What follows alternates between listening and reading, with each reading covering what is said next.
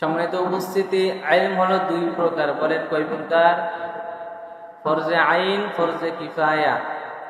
ফরজে আইনের বিধান হলো প্রত্যেকটা মুসলমানকে শিখতেই হবে, শিখা ছাড়া কোনো কি নেই, উপায় নেই।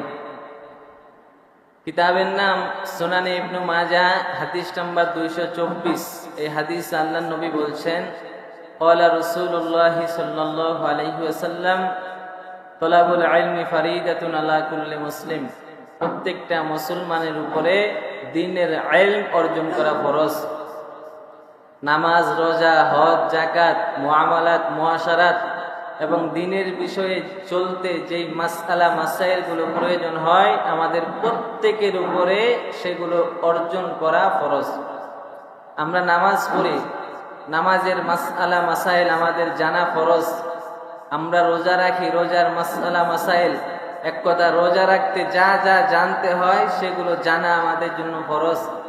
আমরা ব্যবসা করি, ব্যবসা কিভাবে করতে হবে, নবীর তরিকায় কিভাবে ব্যবসা করব, এইভাবে ব্যবসা করা আমাদের জন্য ফরজ। তাহলে এক কথা হলো যে নবীর তরিকা যেইভাবে আমাদেরকে চলতে হবে, এই ইলম আমাদের জন্য শিখা অর্জন করা কি বলেন? ফরজ।